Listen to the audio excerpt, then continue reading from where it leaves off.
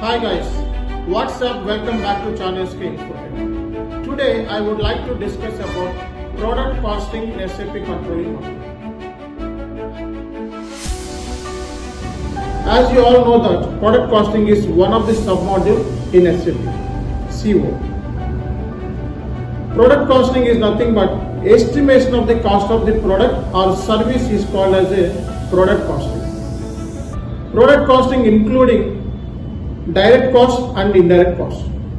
Direct cost means it is directly involved in the production. Indirect cost is not much involved in the production.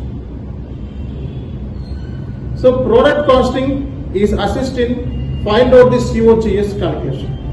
COGS is nothing but cost of goods sold manufactured. Product costing assists in inventory valuation and work in progress, and it is helpful to taking managerial decisions.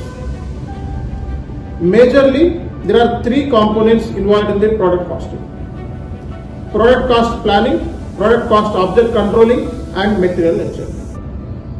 Thank you so much for watching my videos and see you soon.